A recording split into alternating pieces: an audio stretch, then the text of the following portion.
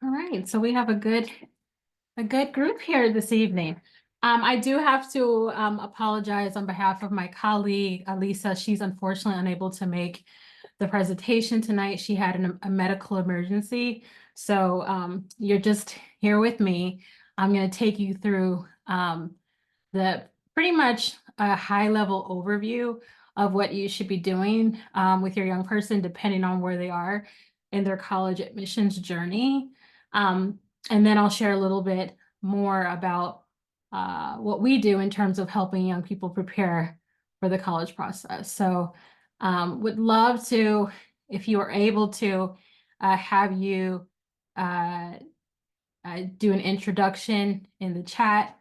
It's always really helpful to kind of help me in sort of referring directly to things that can be applicable to where you are in the admissions journey. So um, happy to, let me make sure I can, okay, everyone in the meeting. All right, so please, if you can, you can just sort of share the grade that your student's in, and then we'll certainly make sure we also have time for questions. And I also just want to make sure everyone can hear me. Awesome. Awesome.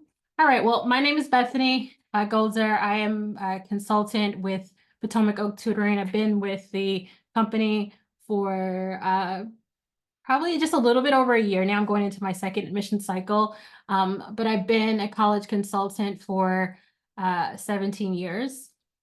So I have a lot of experience doing this work. I'm a former teacher.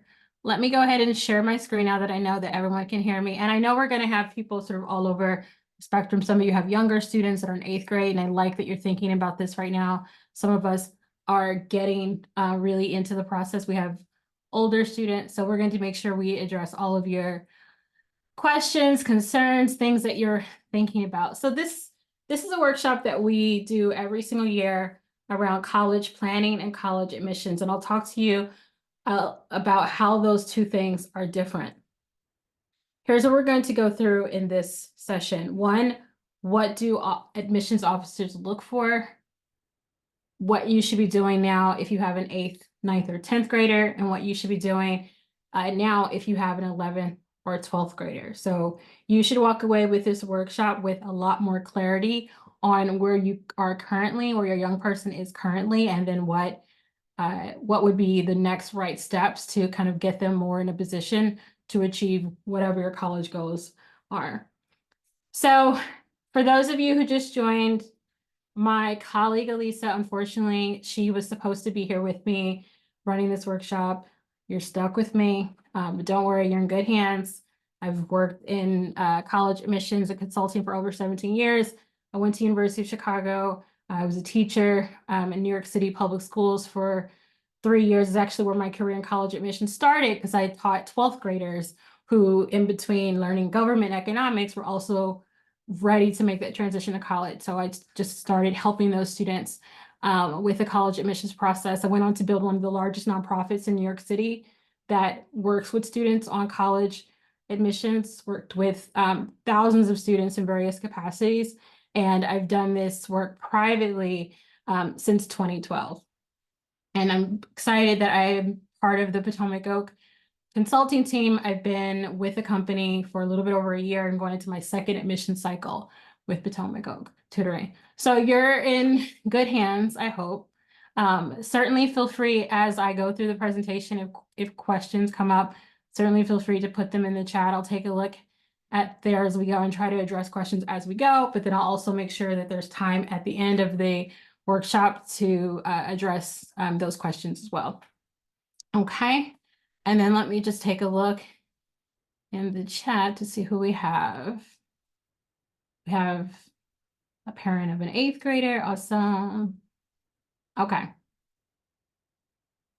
All right. So let's start with college admissions criteria, because it's so important to sort of know what colleges are looking for in terms of admission. So the first thing that's extremely important for students is that they achieve a high GPA and test scores, because those two metrics are what schools look at before they decide if a student will proceed on in a holistic review process or if they will get an automatic no. So this is truly the gate, is how well your student has performed academically. Do they have a high GPA, and do they have high test scores in relation to who that school typically admits? So common questions that we get all of the time that I want to just go ahead and address with this is, which one matters? Is it the unweighted GPA or is it the weighted GPA? The GPA that's not weighted, that unweighted GPA, is a raw score. And so it's not as telling about the rigor of a student's curriculum. So we like using that weighted GPA because it's a little bit higher when students have taken honors courses or AP courses or IB courses or accelerated courses that their school may offer. Now, I do want you to know that sometimes schools don't have as many AP courses as another school may have. And so what colleges typically do is they look at this profile of the school that they get from the guidance counselor that kind of details what curriculum is available for the student. And so the general guideline is that your student should strive to take the most difficult classes that their school offers that's within their ability, because we want them to certainly do well. Having a high GPA is extremely important. And then we want to get that weighted GPA as high as we can, because that's really going to matter. But many schools recalculate the GPA, and it varies by school, but they do that just so that they can better compare students. But again, the general rule is your student should really stretch themselves and take full advantage of what is offered at their school. Okay, so it's hard to say how many APs they should take, because I've seen, some students can take 10 AP classes because their school offers a large number of AP courses, whereas some other schools are limited and they might have only or cap students at 3 AP classes. So that is just sort of take whatever they can handle up to what is offered at the school. And AP scores do matter. So, when I'm working with students, we're looking at AP scores, and we're typically only reporting any scores that are 4s or 5s. And that's what I want students to strive for as they approach the AP exams. And many schools don't award credit if a student has scored below 4. And in some schools and some subjects only will award credit for a 5. So they matter, and we want students to do as well as they can on them when they do have the opportunity to take AP classes. So those are the things that we're looking at in terms of that gate, getting through that first gate of admissions is having the highest weighted GPA that we can possibly get, taking advantage of the curriculum that's offered by our school, and then doing as well as we possibly can on our AP tests and our SATs and ACTs and any other standardized tests that our schools may offer, such as IB exams.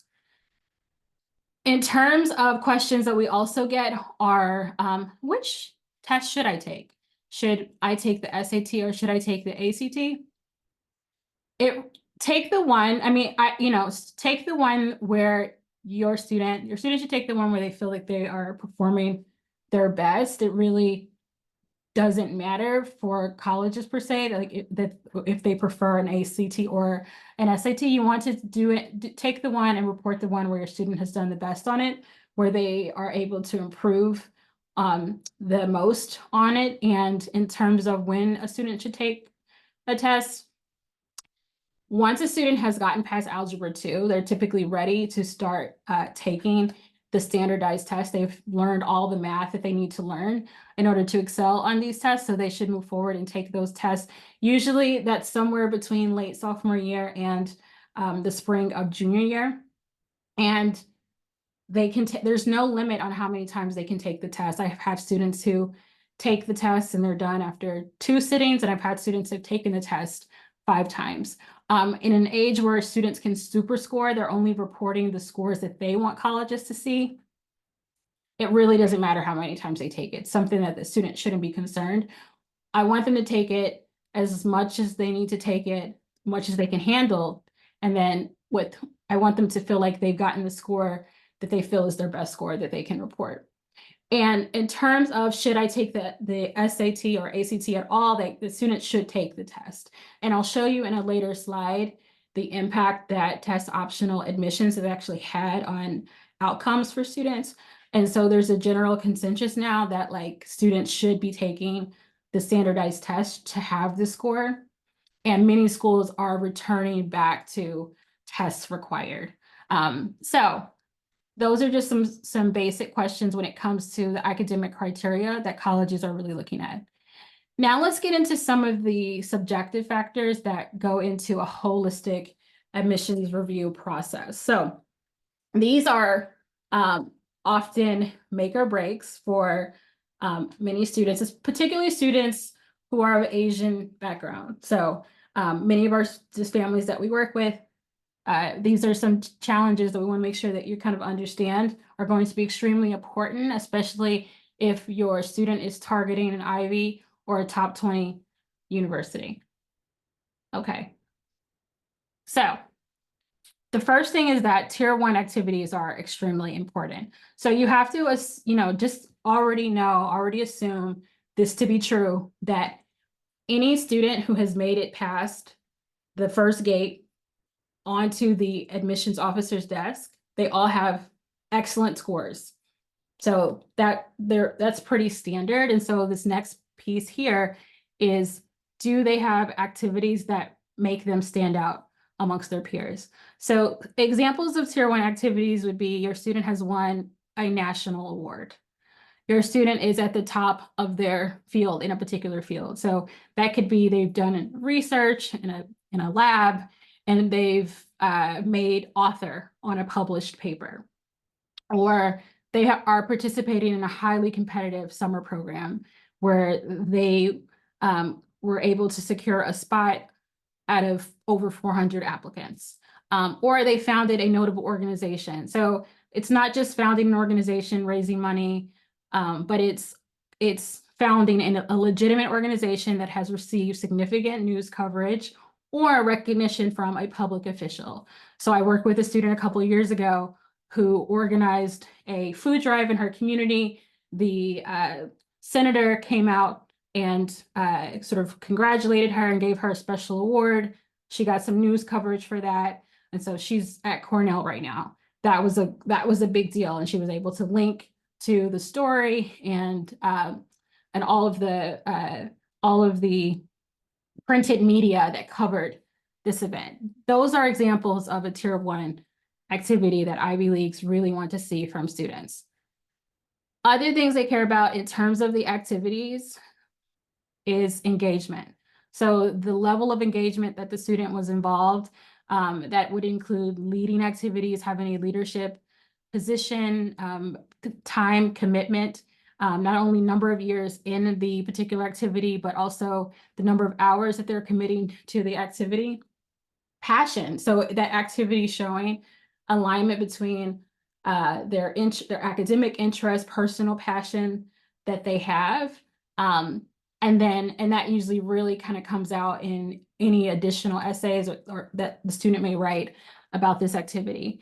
And then the focus of the activity really showing that student has made some level of impact, that they have some level of influence, whether that be amongst their peers who are also engaging in this activity, following them and their lead.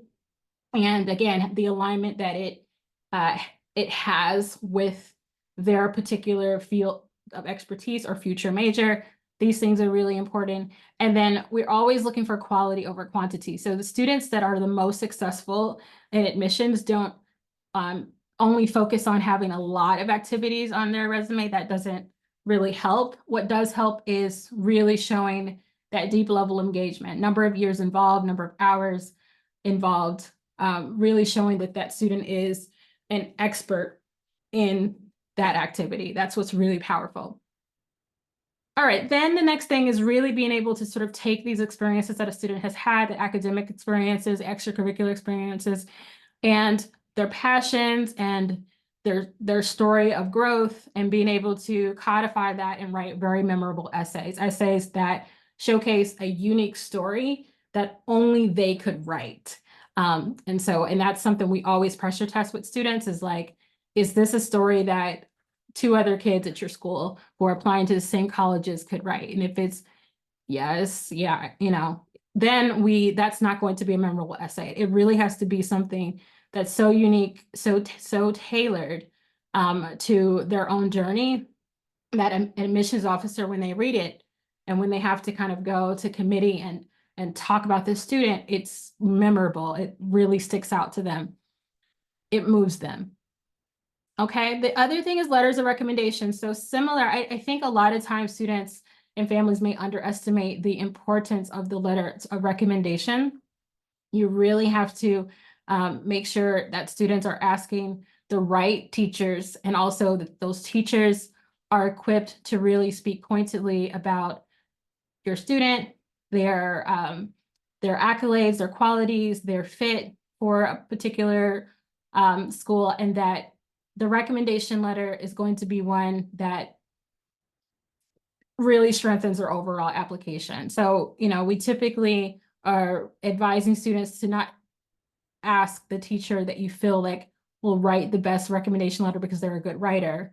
But ask the teacher who you feel knows you the best and will be able to write the strongest letter about you, about your growth. And sometimes it's the teacher that it might not be their favorite teacher, but it still might be the teacher who can really talk about the student's struggle, their growth, the fact that they ask good questions, the fact that they, are the reason that the teacher comes to work every morning because they're, ready to be challenged by that student. Those teachers make really great letters of recommendation writers. And then this is another thing that sometimes gets neglected, but it's actually super important. And this is something that's been verified by so many of my colleagues who work at college admissions offices, is that, they would prefer, and I have to make a disclaimer that even when you hear that schools don't care about demonstrated interest, this is beyond demonstrated interest. It's always just better for your student when they submit their application that the admissions officer recognizes their name. They expected this application because that student has been reaching out to them. They have visited the college. They have been a participant in social media channels in communications with the admissions officers, so that when the admissions officer gets that student's application, it's not the first time that they've seen that name, and they know exactly where your student is from, what school they go to.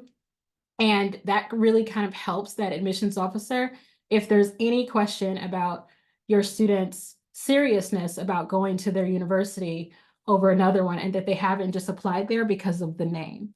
There are some schools where that is extremely important, that they feel like you want to go there, and for various reasons, but not just because it's a top 20 school. So here's how test scores help. So test scores are really important, as we're learning that they're more important than we thought they were. And test optional, while it sounded great because it meant that so many students could expand the number of schools and the types of schools that they were applying to, turns out that it actually diminished chances for many students. And so in some ways, in an unfair way. And that's why so many schools are bringing this back, because it is a metric that they do want to see. So we put together this chart just so you can see how much chances increased when a student submitted a score. So any student applying to Emory University would increase their chance of admission by 123% just by submitting a score. In other schools here, you can see where it increases tremendously. At Georgia Tech or UPenn, 94%. University of Virginia, which is a very difficult out-of-state public school to get into, 86% when a student submits a score. And then Amherst, some of the smaller schools, Amherst, Bard, and Wesley, increased 50 to 64% when a student submits an SAT or ACT score. So the scores are really important, and it is something that we continue to encourage our students to take exams and to do the best that they can so that they can submit a score, because it does put them at a disadvantage when they are not submitting scores. All right, so I see a couple of questions that have come through, so I want to go ahead and answer those so that we don't get too far away from the slides that have to do with these questions. So one parent asked, does the student need to report all the SAT scores? So no, they do not have to report all of the SAT scores. Students can actually select which scores that they want to send. You do need to make sure that you always check with the university's policies that you're applying for, because some schools may want to see all of the scores. But for the most part, generally, most schools do observe score choice, and they allow the students to decide which scores that they want to show. All right, another parent asked how to connect with admissions officers. So many schools actually will publish the names of their admissions officers on their website, and also which regions that they represent. So you'd want to head over to the admissions link of any school that you may be targeting and look for, a connect with us type page or a contact us page. Sometimes they will list the images of the admissions officers and the regions they represent, but they won't share their direct email addresses. You can reach out to the admissions office directly and see if they will share the admissions officer's information. You can get the information when you go on college visits. You can always ask to connect with your area admissions officer. I certainly always encourage that, because if you can meet them in person, that's ideal. Sometimes they visit schools. They might visit your high school, or they might visit high schools in your region, and they will publish that information. So oftentimes, even if this student it doesn't necessarily attend the school, they might be able to attend some of those other school sessions. These are things that you can just speak with the admissions officer, kind of see, what are the rules on that. But I certainly encourage you, for all of the top 20 schools, or I mean, a lot of the top schools on your students list, if they can connect with the admissions officer, they should connect with the admissions officer, because that does give the students a little bit of a boost, again, because of that human connection, just that name recognition before that student applies to the school. And then, not only in terms of the connecting with the admissions officer, not only should the student connect with the admissions officer before they apply, but I always encourage students to also connect after they apply, to inform that admissions officer that they have actually officially submitted their application. And then I encourage them to stay in communication with that admissions officer through the admissions deliberation process, just to kind of keep them updated on how they're doing, what's going on, their excitement about the school. And then if they get admitted into any other schools, that can certainly be helpful if the school knows that they've been admitted somewhere else, and there's a possibility that but they're holding out. They really want to go to this other, to the school of the admissions officer. So, that can sometimes be really helpful to kind of keep them up to date on that. Okay, a couple of other questions that have come through. When is it too early to go to visit colleges? It's not too early. I have 3 children. I've taken my kids on college visits since they were in elementary school. It's never too early to just expose your students to colleges. And then colleges really become serious and really focused on college as a concept, as like, here's my next step, as building relationships with the college campuses in 9th grade. I really especially if the student is targeting a top 20 school, it's good to have those connections early as they begin high school. Is it better to submit a low SAT score or not? So there's a whole process that we work with students on how do you know what scores to submit, because some schools you might not submit a score for because the score is too low. But it's not as clear in black and white as it was presented over the last 3 years. Typically, it was, if the score falls below the median 50% of who the school typically admits, you wouldn't submit the score. But so many schools are saying we would rather still see the score. Let's say for Michigan, their middle 50% score is a 1400. But if the student has gotten a 1350, Michigan still wants to see the score. That's what they're saying now. All right, I'm going to do a couple other questions, and then we'll circle back to some of these. All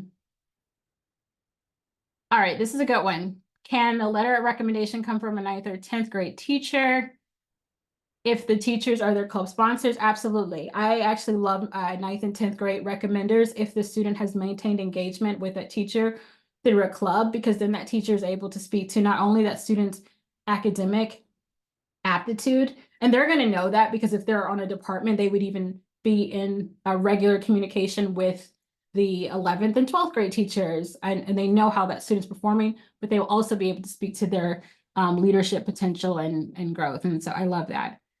All right, last question for now.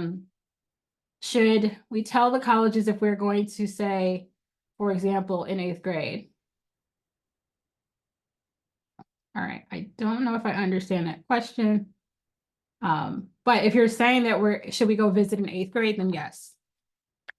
I think you should visit. Early exposure is important. I like that, my daughter wants to go to Princeton. She's in 8th grade. I like that she knows that now because she's going into high school with this mindset that I have to do things that will set me up for Princeton, for school like Princeton. Okay, so we all know that unfortunately it's getting harder and harder for students to get admitted into highly ranked schools. So over the last decade or so, you have schools like Northwestern who had a 15% acceptance rate. Their acceptance rate is below 10%. Like just all of the top 20 schools for the most part have single digit admissions rates now. And so much of that is because of the test optional movement. Just when you have more students applying and they have not increased the number of spots of students they're going to be admitting, then that drives down the acceptance rate. So it has never been harder to get admitted into these schools as it is today, and it will be harder next year. It will be just every year it just gets more challenging for students. But we've still been really successful and I'll kind of go through the stats later of how our students are doing. But we go into this process knowing that the competition is fierce and that students really need to figure out how to elevate themselves so that they can stand out in this whole process at schools like Brown and UCLA and Washington University and Cornell. And one of the things that we do is we want our students to understand that the big number acceptance rate doesn't really tell the whole story. It really, admissions officers really do pool students, and they consider things like the school that they're applying to. So there's the university, and then under the university, there's like the School of Arts and Sciences or the School of Engineering. And so, or the School of Business. So they pool students depending on what schools they're applying to, what majors that they're choosing. And so we want students to always be strategic in the schools and majors that they select. Some students have more flexibility than others. My engineering students, for example, don't typically have as much flexibility because they want to study engineering. They have to apply to the School of Engineering. The School of Engineering, for many schools, it's really challenging to get into. But some students have a little bit more flexibility when they're pursuing the humanities or social sciences. So you can see that this is just for Carnegie Mellon. You can see how different the acceptance rates are depending on the school that the student is targeting. So the School of Computer Science, 7% acceptance rate. So it's actually lower than the acceptance rate of Carnegie Mellon, which isn't here, but I looked this up the other day. I believe it's 17 or 18% is their acceptance rate last year. It's probably lower this year. But if a student is applying to Carnegie Mellon as an architect in this College of Fine Arts as an architecture student, then their acceptance rate goes up to 34%. If they're applying to the College of Humanities and Social Sciences, it's 26%. So there is definitely, a whole exercise in drilling into these numbers to help students assess what schools they might have the better chances in applying to, especially if there's some level of flexibility. They're not really sure what they want to major in.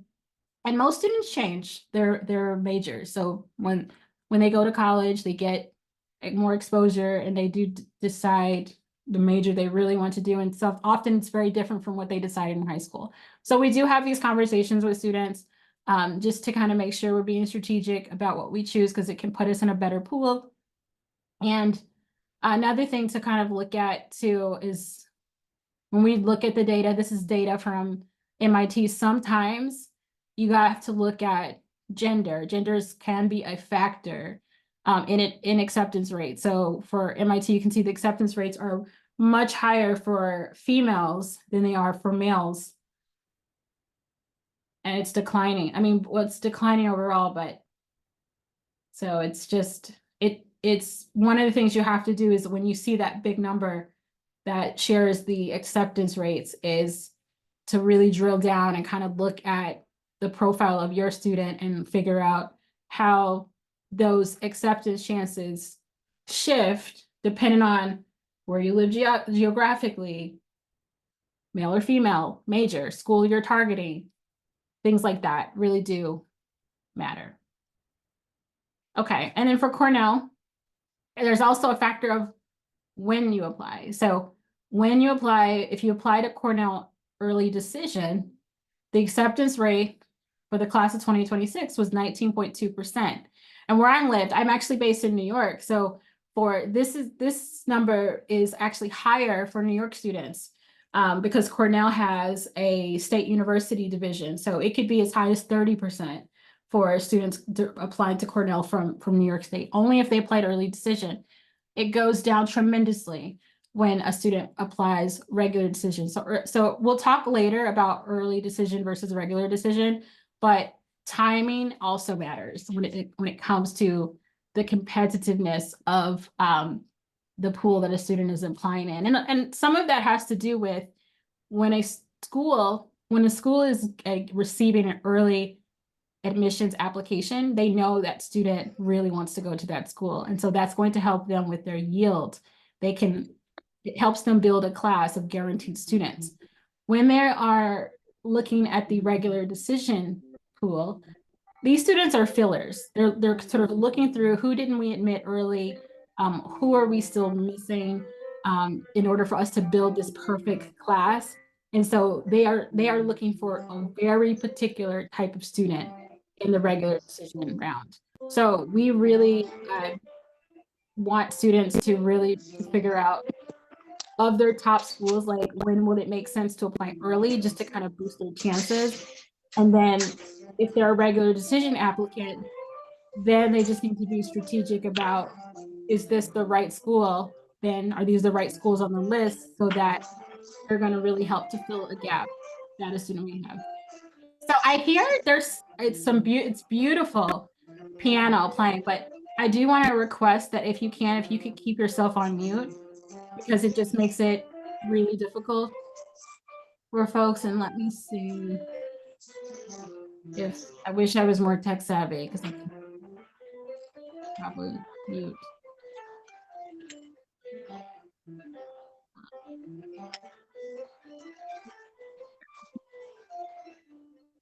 Oh.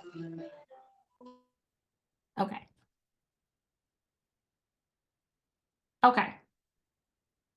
Let me see. I'm going to take a look here because I see a couple more questions have come through before I talk about what you should be doing if your student is in the 8th, 9th, or 10th grade. Okay, so someone asked to share if we could share information on specific summer programs. I will, if you have specific questions about things like this, like we will offer, like I'll sort of share a link on how you can kind of connect with us, because that's something that can certainly meet. We can share that with you and sort of talk about our process of helping students connect to summer programs. Happy to do that. Next question is, does it help if a student takes an AP test if they feel ready, even though their school doesn't offer the AP in that subject? I love this question. Absolutely. Every year I have students who actually take AP exams for classes that they are not able to take at their high school. So, where I'm based in New York City, unfortunately, many of the specialized high schools here limit the number of AP courses that a student can take. Many times it's only 3. They can only take 3 AP courses. And so as a result of that, the student has to figure out how they can still be competitive. And so in those cases, they are taking AP class they're self-studying for AP courses that they feel that they can actually do well on. They're using a combination of resources. Some of them are taking college courses at local community colleges. Some of them are using Khan Academy. They're buying test prep books, but they are taking those AP courses. I know AP language is a popular one. The AP foreign language tests are really popular ones that students will self-study for. AP biology, any of the history courses, students are self-studying for those. And I highly encourage that because that actually speaks to the student's ability to as a self-learner, and also their ability to sort of take initiative and responsibility for their own education. And so if your student has the capacity to do that, because not all students can do that, but if they do have that capacity, then I highly encourage that for sure. All right, next question is, my daughter got into Florida, nice, the SSTP program for the summer. Is it worth it?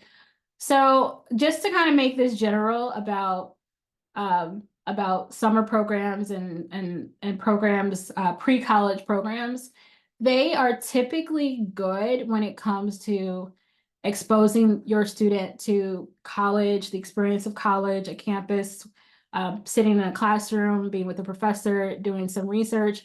But typically, pre-college programs don't necessarily give your student a leg up for a particular college. Some of them do, some of the more prestigious ones do.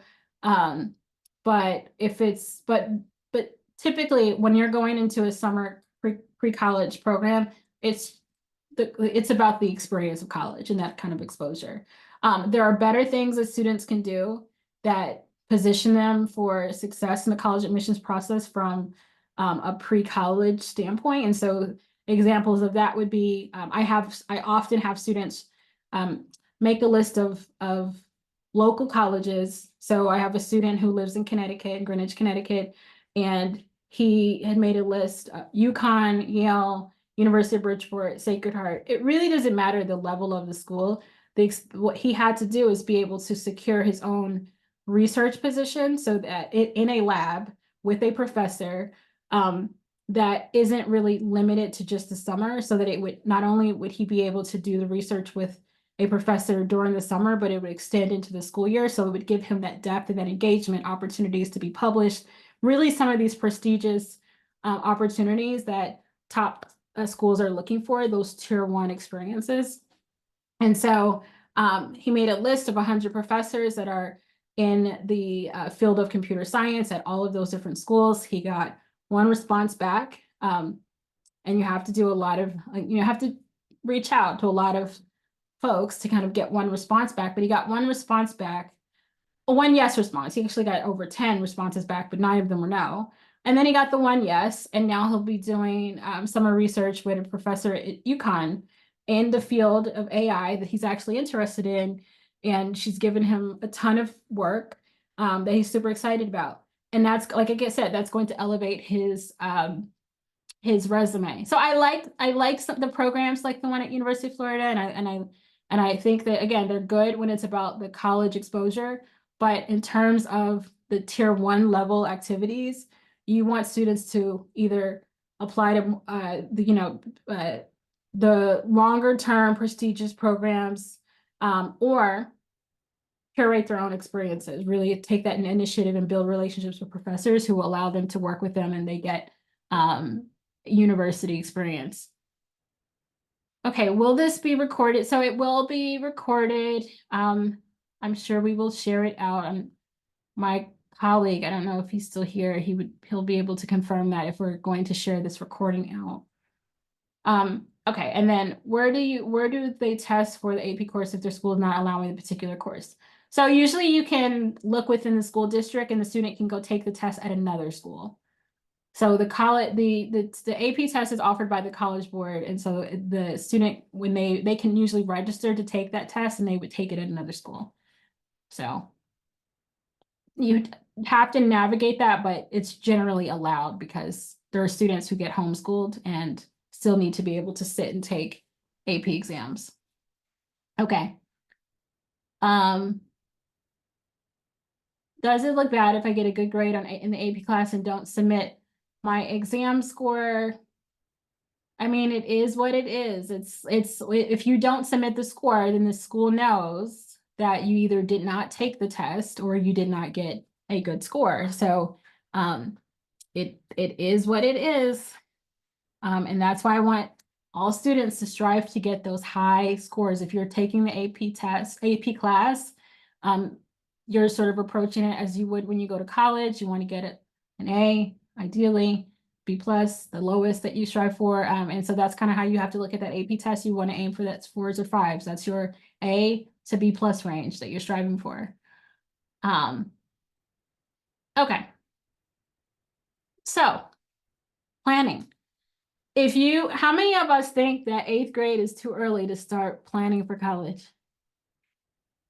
No, I don't think it's too early.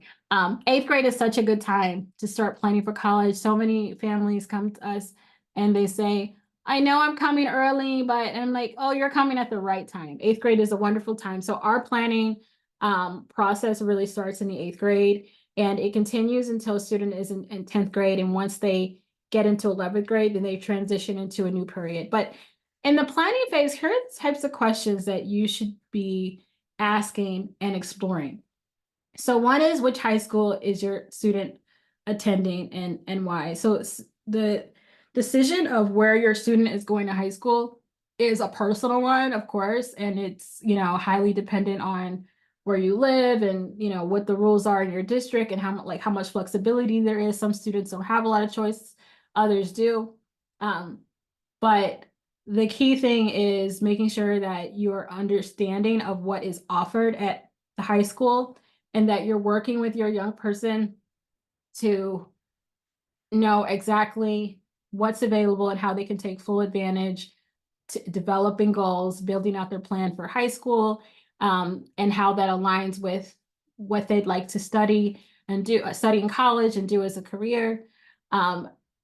Being exposed to potential majors is important right now, because when a student is aware of the range of majors they could potentially pursue, then they're able to make better decisions about the courses that they're choosing in high school. So if a student knows that they want to be an engineer, then they're taking their STEM classes that the school offered.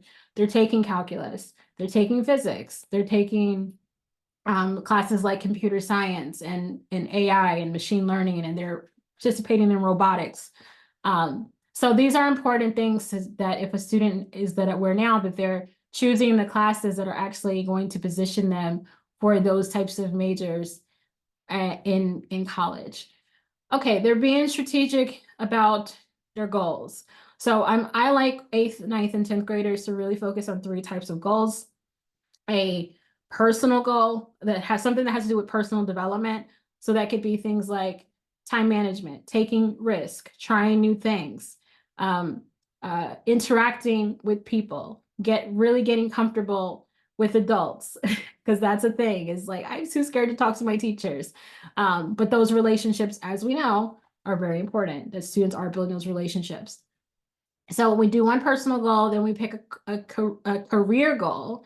So a student having an awareness of various careers that they could potentially pursue, what it takes to get into those career fields, that they're shadowing someone that's in those career fields, different activities that kind of give them an exposure, but are also going to be building blocks for a college application. It's sort of like helping them build a portfolio, if you will, of things that they'll be able to refer to in their college application, those various experiences, as well as sort of give that assurance that they've done the exploration they need to do to confirm that they are interested in a particular major.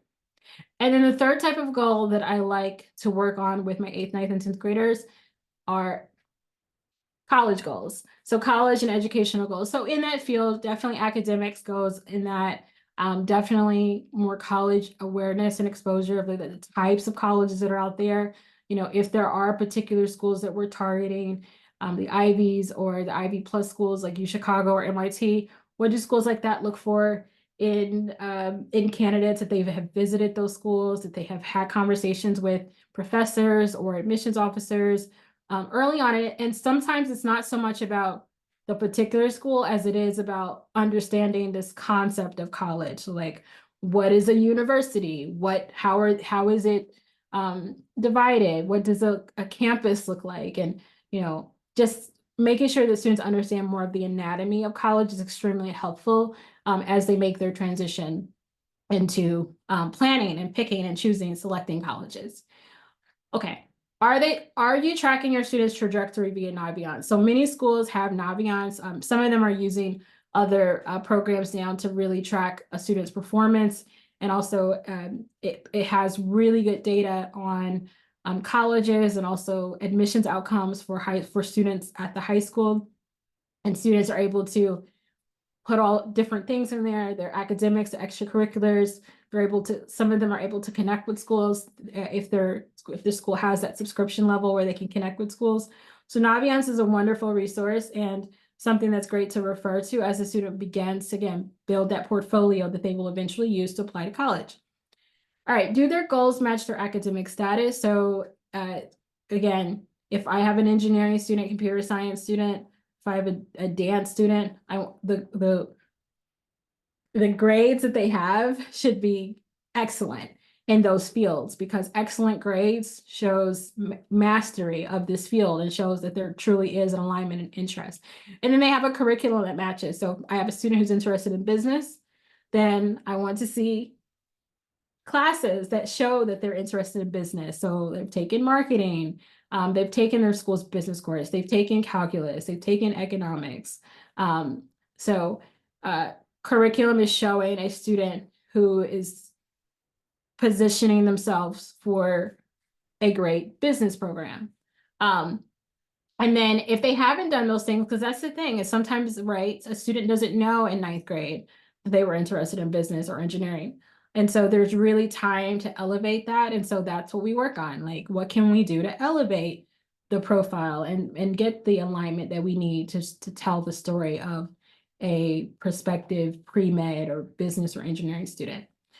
Do they have a test prep timeline? So we do need to be intentional and strategic about when we're taking our tests. So we're mapping out when we're taking the ACT or our SAT exams, or mapping out which AP exams we expect to take. And there are other exams that you can take. I'll just kind of name drop this just so that you're aware that this also exists in the universe of competitive college admissions. There's the college level examination program. It's called the CLEP. And so that is another program offered by the College Board where students can strengthen their application against for our self-starters, initiative takers, students who are wanting to take additional tests to prove their expertise and mastery in college level subjects.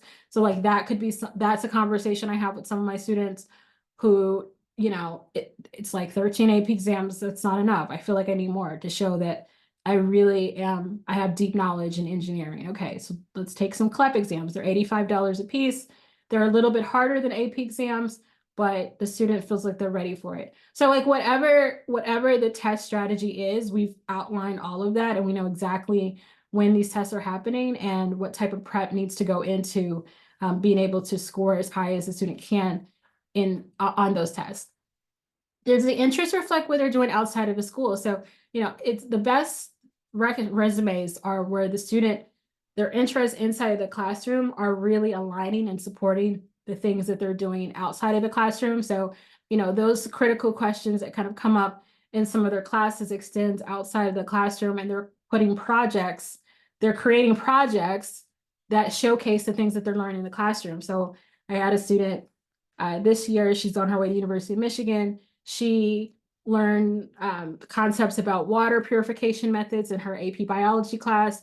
She wrote her essay to Michigan about how she created for our Gold Award project. She planned a showcase event for girls and their moms to talk about water purification methods and how they're keeping their local water source clean. Beautiful, beautiful essay, because again, it's showing how a student is sort of taking things that she's learning in the classroom and applying them to something outside of the classroom that has impact at the community level. And she was able to garner media attention for that showcase that she put together for her Gold Award. Like, those are the types of things that we can begin to work on and curate when the student is younger, that there might not be as much capacity for when they're older, when they're further along. So we kind of look at experiences like that that can be curated, and then we're making sure, like, is our student taking advantage of summer break? So summers are wonderful to rest and relax and travel and see the world, but I also want to make sure students are really leveraging that time to get involved in their community, do research, sort of work in labs, or do anything that is going to show that they are aligning, again, what they're learning to something outside of the classroom that's going to have some level of impact. Summers are really good for that, really sort of fitting that in. And then I can't forget about volunteer hours. Like, volunteer hours are increasingly they've always been important, but I think even more so, schools are looking to see that students are giving back to their communities and engaging in different ways in their local communities. And then are students prioritizing properly? So this is something that we kind of always get to, like, unfortunately, we all have, I don't know, 160 so hours each week.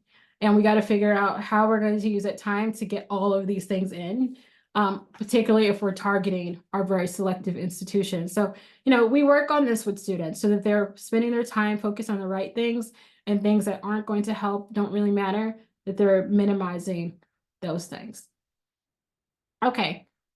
Once our student gets into 11th grade, it is prime time. We are in admissions. We are officially in the admissions cycle. And it starts January of junior year. Junior year, even the fall of junior year, the student is still focused on academics, like making sure they're doing as best as they can do, really leaning into those extracurricular activities. But when we get into January, we are applying to college. It's time. So we are really focused on building that college list. So here are some of the questions that you should ask. Is that list balanced? And by balance, we mean it has a mix of our reach, very selective institutions. There are target schools on that list. So these are schools that we know that our student can get into. They are going to get past the first gate because they have the scores to get admitted into that school. And then they're going to have a high quality application that allows them to excel in a holistic admissions process. And the key thing for those target schools and safety schools is the student has to really want to go to those schools. So if we're putting University of Maryland on the list, okay, which is a target school for many of the students we work with at Potomac, I always ask the student, if you get into Maryland, will you really go? Because if they say no, or if they say they won't really go to Penn State, or they won't really go to Purdue University, then it doesn't make sense to apply. It's not a real target. I mean, it's not real. It's not, it's like we're applying to a school that you won't go to. So if you only got into Purdue and you're saying to me you won't go, then we're not going to put this down on as a target school for you on your list. So that's really important, that the student feels that the school is a good fit for them and they would actually go, regardless of if it's a reach, target, or a safety school. And I've actually even had the same conversation with students on reach schools that they've added to their list, but they really wouldn't go. And so for those schools, we definitely want to take those schools off the list, because if we know that you are adding UChicago to your list, for example, and we know how gruesome the application process is and the essays is like off the wall, and you won't really go, then it's just not worth the time and effort for UChicago, when that time would better be served for some of the other reach schools that you have on your list that you really would go to. So we do really spend a lot of time with students vetting the list. Is it balanced? Is it realistic? Would you go to these schools? And then what's going to be the strategy in applying? And part of that strategy is early. So where should you be applying early? So where does it make sense to apply early action or early decision? Where does it make sense to just do regular decision? And so we really look at school level data, and we look at the student's record and just kind of data that we have internally from the many years that we've been working with students to really help explore and answer those questions, so that when a student does have a list, they feel that it's strategic, and in many ways it's realistic. It's like they really feel like, I could get into Penn, just because based on the data, we see that, my school has a record of sending of students with at my academic level from my high school, from let's say Winston Churchill, we know that 19% of students will get into Penn. Okay, so that's realistic. That is a realistic reach that we can really shoot for, and we're going to put everything we can into this application, connecting with the admissions officer, just to help increase our chances so that it just feels a little bit more realistic for us. Okay. Have we planned out trips to go visit the top colleges? So visits we talked about are really important. Colleges, even though some of them will say we don't track demonstrated interest, they still use it as a metric for yield to really be able to, they use a lot of big data, and they bring in statisticians to kind of figure out what is the likelihood that a student will attend if they were admitted. And one of the metrics that they do factor in is if the student has visited the school or not. So that's really important. It's just also important because it gives the students such good content that they will be able to add to their college essays, the supplemental college essays that the school may ask. They'll be able to write more pointed essays versus if they have not visited the school. So, that's really important that we talk about. Are the students leveraging all the context at the school? So we talked about connecting with admissions officers. I always encourage students to connect with professors at the school, alumni who've attended the school, and current students. So if there are students who the student attended high school with in previous years that are attending that school, I encourage them to reach out to that student because that student can provide a wealth of really good information that they couldn't really get anywhere else. And another place I like students to go to is YouTube. YouTube will often have these really good videos, or TikTok will have really good videos of current students who attend the school that will give really good intel of like what it's like in the day of the life of a student who goes to Northwestern or goes to MIT. That can be really helpful. So those are some other things that I always encourage students to really engage with. And who are their advocates? So it's always kind of good, of course, to have advocates. We are myself and my other team members who work with students, we're your natural advocates, parents are natural advocates, but it's also good to find sort of advocates, teachers, counselors, people who will just kind of continue to help shepherd students through this process that, again, there's so many moving parts. It's so long. It's the biggest project that a student will ever manage. So that's really what you want to make sure you have lined up also for the student. All right, brainstorming the college essay. So this is like really the cornerstone of the application, that essay. So, has the student started to brainstorm their college essay? Do they have that topic down that's going to really elevate their applications and help their story stand out and be memorable to the admissions officer that is presenting them to committee for review? Are they preparing supplementals? So we talked about all of these early experiences that begin in 8th grade and continue through 11th grade before a student, and 12th grade before the student applies. All of these are portfolio pieces that add to the narrative that the student is going to present about themselves. And that is what helps them write strong supplementals, or all of those experiences, that feedback, that intel that they've gathered. And then finally, what is their timeline for submission? So, some of it is just like the tricky part that I talked about earlier is that this is a big project the students have to manage, and there are the timelines are very different depending on the schools that students are targeting. So you'll have schools like Georgia Tech that have deadlines as early as October 15th. Some schools have November 1st deadlines, and you have November 15th, December 1st, you have January 1st. So there's a lot here to manage. And in some schools, we'll learn about next, have rolling admissions. So let's talk about the admission cycle, because it is related to the timeline, the submission timeline. So when a student applies, dictates the timeline. If you are targeting early decision, early application deadlines, we definitely want our students to start the admissions process by January of junior year, just because there's just not a lot of time to begin to curate all of these components for an October, November, or December 1st submission.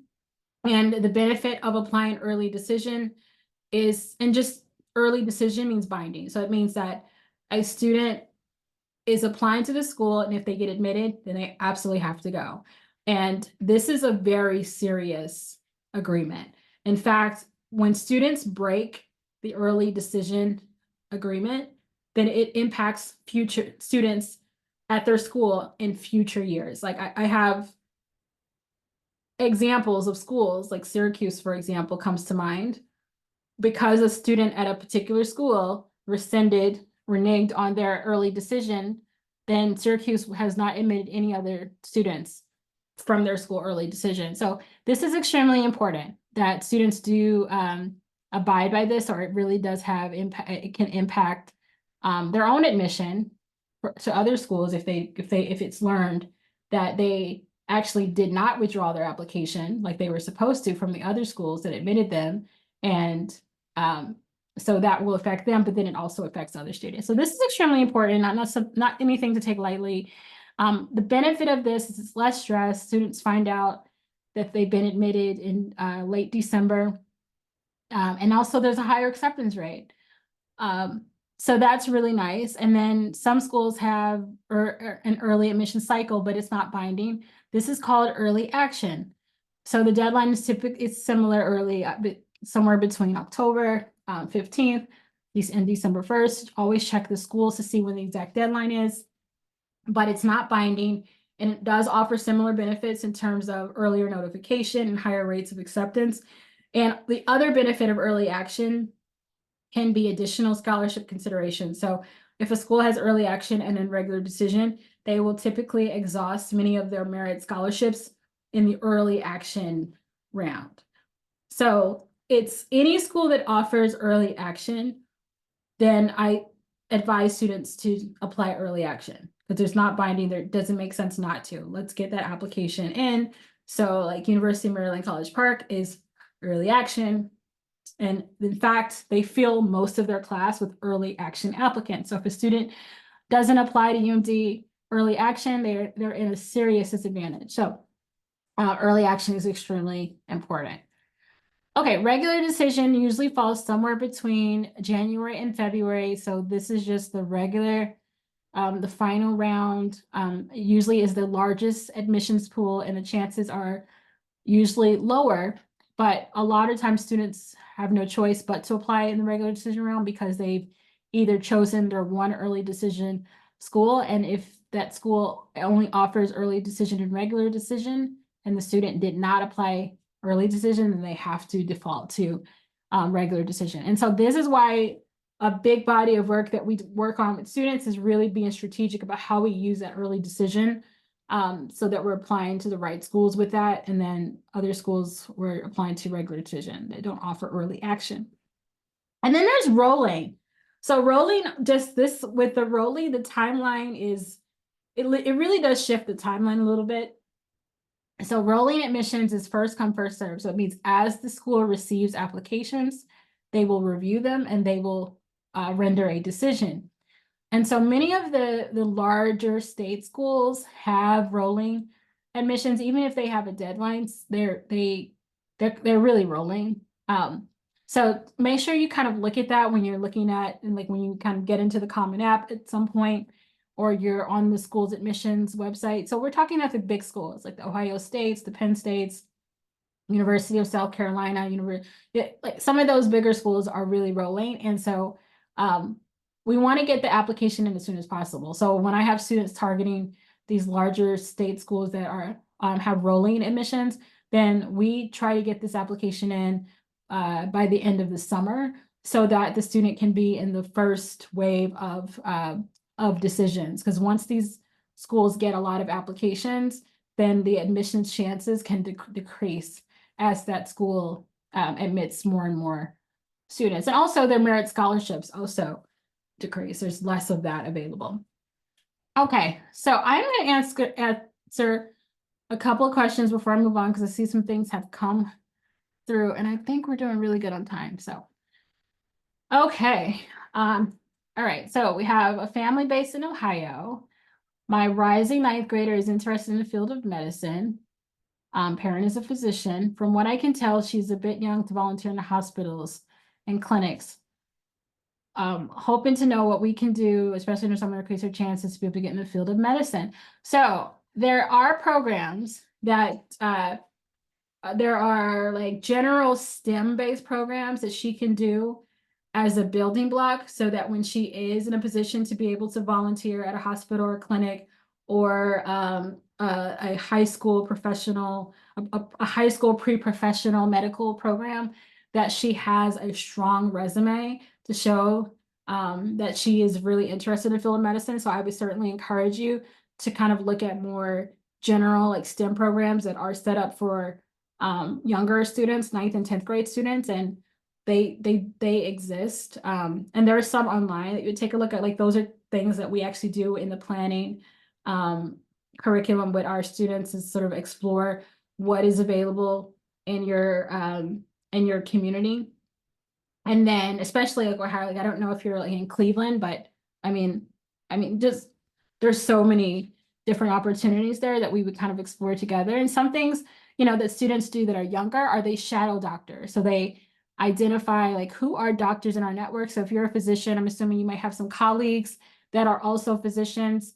And I had a 10th grade student that I worked with. Mom was a doctor, and she was able to reach out to several of our colleagues at Stony Brook and get and help her son get a shadowing experience. So he was able to shadow a few doctors throughout the summer. So that makes for a really powerful summer experience that students can put down in the resume and really be able to call upon those professionals that they shadowed for recommendations or advice and recommendations for future programs, volunteer programs. So this is definitely certainly a case where you would have to sort of be creative or like curate your own opportunities, but that's what I would encourage for a 9th or 10th grader, so they're in a better position to apply for programs where they're a bit older and they can get that clinical experience.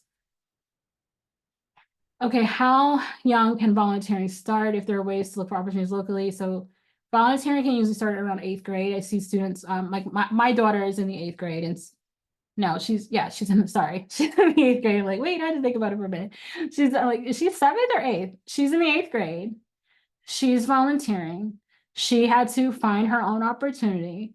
But many of them will take on 8th graders because there is a requirement at her school that she gets volunteer hours. So 8th grade is a good time to start. And in terms of how do you find these opportunities, you can find them through, you know, your network, really kind of list out anyone you know who are working in fields that your student is particularly interested in. Identify nonprofits in your area. Nonprofits are really primed for like giving opportunity to students because they need the help. Just, you know, capacity issues are always a concern for nonprofits.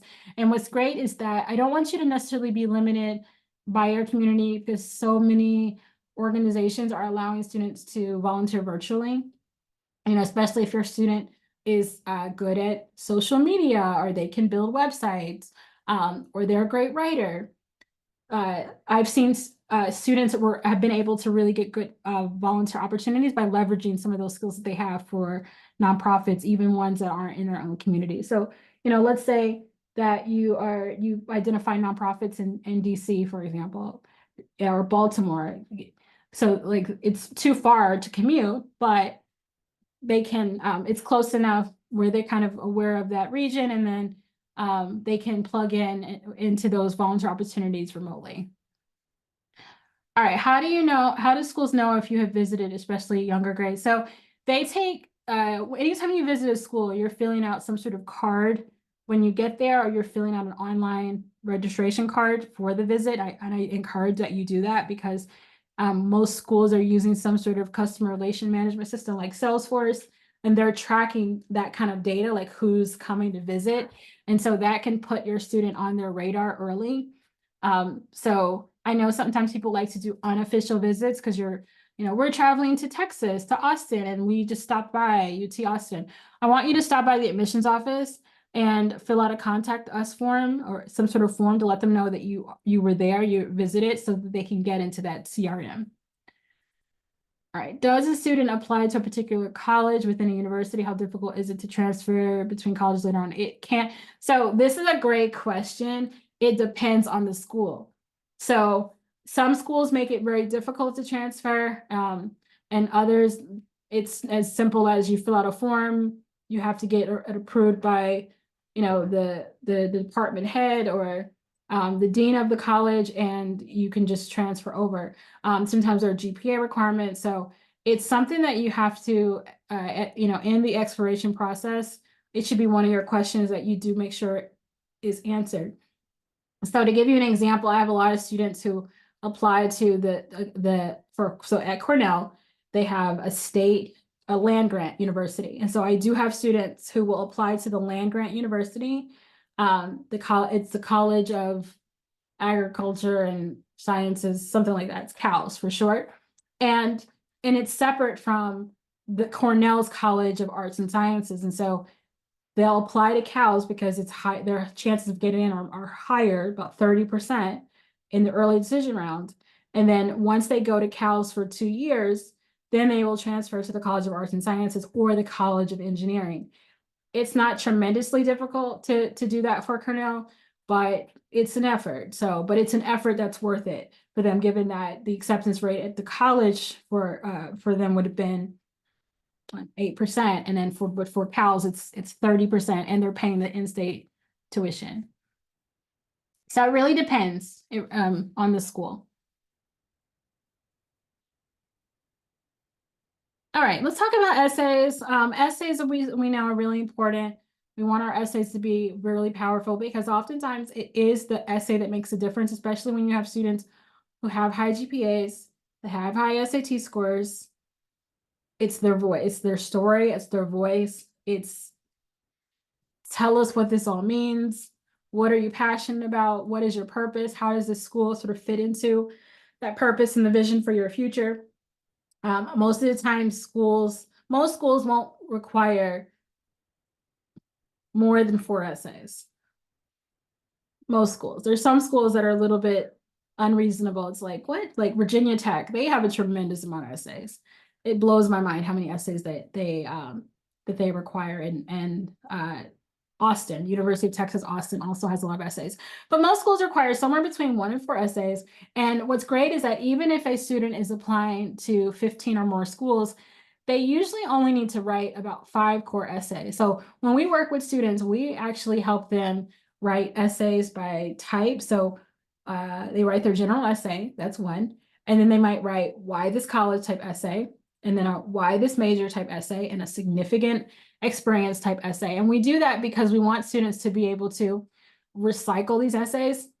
Now, the trick so that the essays are not generic is that information about schools that student has been collecting as they've been visiting, as they've been on websites, as they've been connecting with current students or alumni or professors. They go through and then they tailor those essays to make it as specific as possible. So they're calling out the names of classes that they really want to take when they get into the School of Engineering, or the professors that they want to do research with, or the study abroad programs that they want to participate in. So we kind of teach them how to tailor those essays so that it is specific to those schools. But we want them to write these essays in this way, like sort of in these templated ways, so that it's easy to manage the process when they're adding on a lot of schools. And it also makes it easy to add schools. So I had a student last year who had his list set and then he wanted to add Stanford. Okay, no problem, because he had already written essays for Yale that could easily be repurposed for Stanford in the regular decision round. So that's fine, and that's what we do. We work with them so that we can easily add schools. And our goal is to get done by September. So we like to help students get those applications done earlier. Because we know how busy senior year really gets for students, especially those that are involved in a lot of activities, have a really rigorous curriculum, are involved in sports. So we really aim to get that finished by the end of September. And then these other materials also kind of play a role. So we already talked about letters of recommendation and really asking the right teacher. Junior year teachers are really excellent, but if there are a 9th or 10th grade teacher where the student has maintained connection with that teacher through extracurricular activities, or they've built a relationship with them, sometimes they're a really good teacher to ask. And then counselors, employers, coaches. Many schools, they don't require this, but they, what's it called? It's optional. They have a spot for the student to add an optional recommender. So this is a great place where students can invite their coaches, any employer that they have, any volunteer coordinators. I have a student who got into a really great architecture program, had he had an art teacher, a sculptor teacher, who was his other recommender. So those are really great to kind of think about as well. And then other things that kind of like nuance this whole process that we assess are athletic abilities. So if your student is a prospective D1 or D3 applicant, let's say, or athlete, let's say, that can have an impact on the whole timeline, the admissions process. It can increase their chances, of course, if they're a D1 possible recruit and they're really a really good fit for a D1 school. So those are things we kind of look at if they have any special musical abilities and they're applying to the School of Music or the School of Dance or Drama. Then there's an audition component that we kind of have to look at as well. If their student has any sort of exceptional talents that we need to showcase, there's this whole interviewing is a thing as well that we have to work on with students. So when students are applying to Ivy League schools, many of them want to interview the students. They offer an interview. So we have to prepare for that. And then we have to take into consideration any legacy. For some schools, legacy matters more than others. So we look at that. And then residency, we have to kind of assess that. So for schools like UNC Chapel Hill, residency matters because they are capped at they can only admit so many out-of-state students. So we kind of assess what chances are for certain schools like that where residency matters, students may be capped, what the strategy has to be there. All right, so this is a lot, of course. There's a lot here to manage, a lot of moving parts, and we're dealing with people. Our young people, they're unique people and they have their own minds, and this is a really stressful time for everyone. So our goal is that we sort of take all of this pressure off of everyone and work with your young person. We like to start early prior to junior year, so 8th, 9th, and 10th grade. We're focused on long-term planning. Again, building that portfolio that we'll be able to use to sort of navigate the process when we get into 11th grade. So we're focused on setting goals. We're focused on college and major exploration, making sure that they know the types of schools that they're targeting, what types of majors that they could potentially apply as, when they're taking tests, standardized tests that are going to sort of go into their academic record. We're mapping out high school coursework, making sure there's a clean and clear alignment between their goals, what they like to major in, the schools, the colleges that they're targeting, the high school curriculum that they've taken to show that they are ready for the rigor that school's offering, extracurriculars that show that they've done that deep level exploration in terms of their potential careers, their passion, that they made some level of impact locally in their school, their community, and ideally on a national level if you're targeting top 20 universities. And then we've used our summers strategically. Some schools do ask, what have you done the past 2 summers? Because they want to see, are students maximizing those summers? We work on that. Pre-college programs, we look at ones that you can kind of pay for, and then also students being able to curate their own pre-college programs. And then internships. And just so you know, like, even if you do not work directly with us at Potomac Oak Tutoring, just know this work still has to happen. So we just want you to work on these items because then you just position your young person for better admissions outcomes. So I don't want you to do nothing. I want you to do something. So whether you do it with us or someone else or on your own, these are the things that you want to work on with an 8th, 9th, or a 10th grader. Once we get to junior year, we're transitioning into the application process. So our focus is strategy. What are the schools? Is it the right list of schools? And then what's the strategy for each of those schools? So the strategy is going to be different for Harvard versus Princeton versus Yale versus Chicago or MIT or Carnegie Mellon. It's going to be really different, and it really depends on your student and sort of who they are, where they're at, on what their strategy will be. So we've talked about college visits, how important those are, and writing the essays and managing all the applications, preparing for all of the interviews. These are all the things that sort of we manage, assessing your student's resume, making sure to lay out all the activities in a way that really showcases their strengths and how they are really different and unique, and how they've tailored their high school experience to position them for their next step, and really kind of showcasing a story in a way that's like centered on a central theme, like your students' hook, like what makes them special, that shows that admission into insert the college that you'd like is their next best step. It's like that's the place that where they truly, truly belong. Like that's the kind of applications that we help students curate. So we have a really strong track record. I'm sure if you've been on our email list or you are sort of heard about us through a referral, we have a really strong record of achievement, especially when it comes to working with highly talented students who are really set on getting into an Ivy or an Ivy Plus institution. So 80% of our applicants of the students we worked with in our last admission cycle were admitted into an Ivy League or Ivy Plus university. 91% were admitted into a top 30 university, and the majority were admitted into a top 40 university. And that really, again, speaks to our focus on this really intentional process that is rooted in data, but also understanding the student's story and helping them showcase that story and show that alignment between themselves and the colleges that they're targeting, and getting it all done by the deadlines. That's the hardest part, actually. So when you work with a consultant, so much of it is about the project management, because there's 100 things to do between sort of where they are in 8th grade to when we are hitting submit in the college application, and we're here to manage that whole process. So we've come to the end of the presentation, and I'm just been so excited about the everyone on the call, the questions that you've asked. I want to answer some more questions because we certainly are doing so good on time. So I'm going to go through, there's a couple more questions here, and feel free to insert more questions.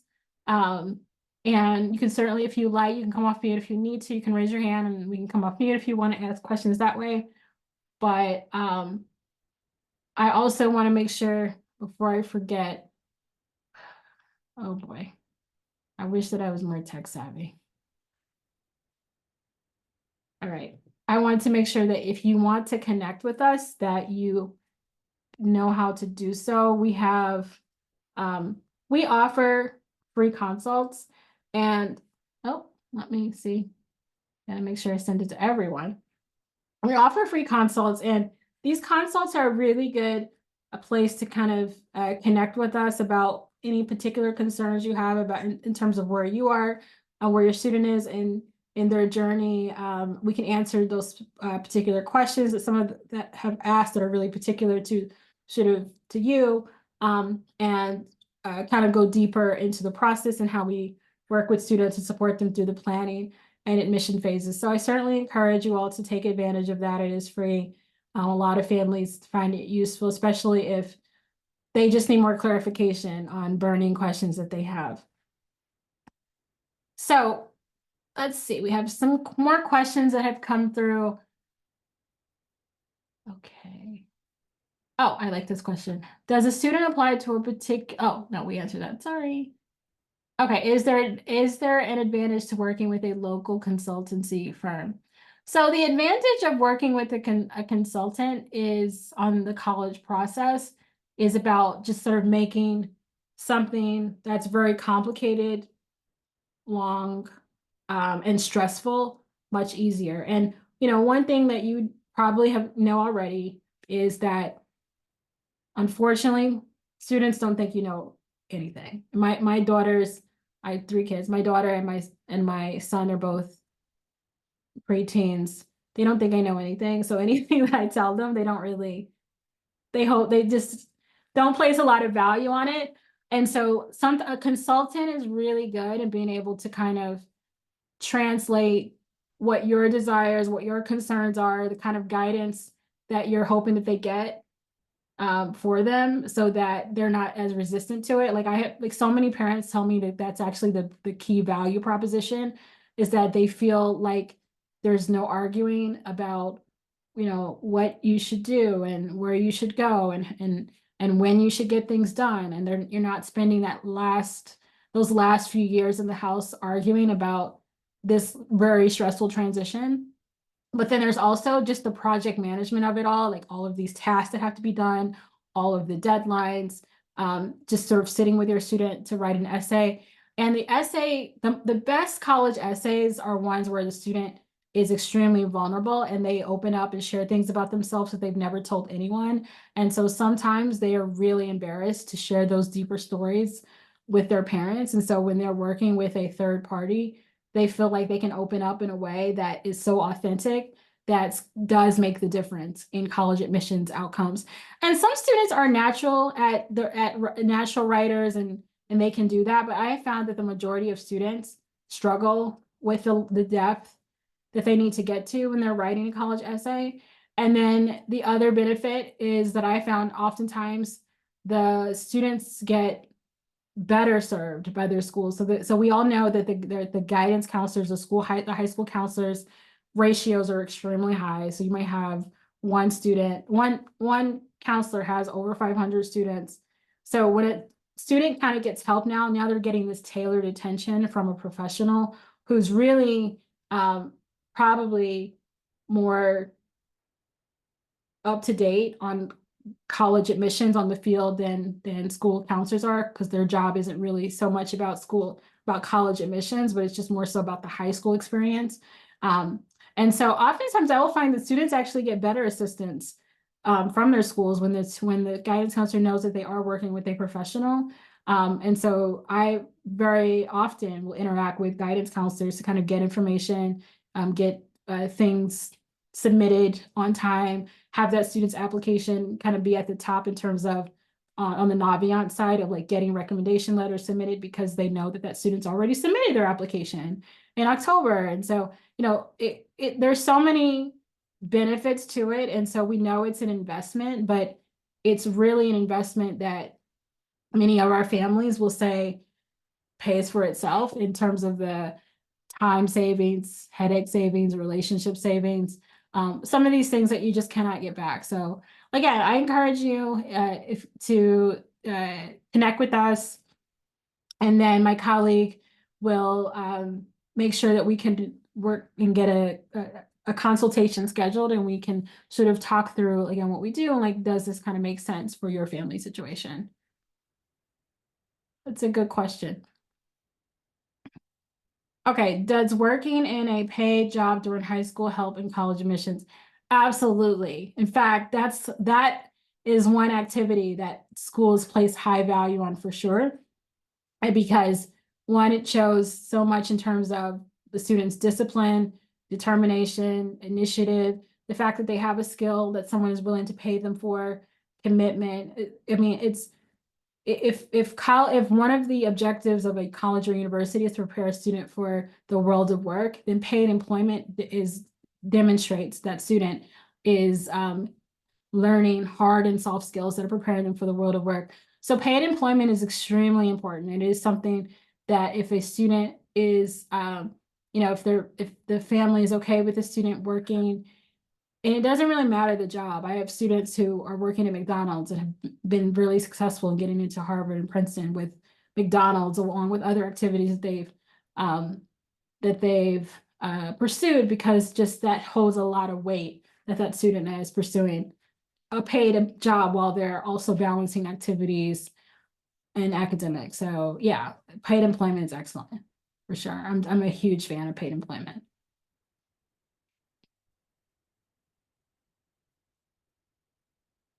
All right, do we have any more questions? Such a great group, great questions. All right. So I am very grateful to everyone that you were able to make it out this evening to this session. And again, happy to connect. Feel free to sort of reach out, set up that consult, happy to sit down. And I will, hopefully my colleague wasn't able to confirm if we will be sending out the recording, but. Okay, yes, you just confirmed. So you will receive the recording. Okay, perfect. Great. All right. Thanks so much, everyone. Have a good night.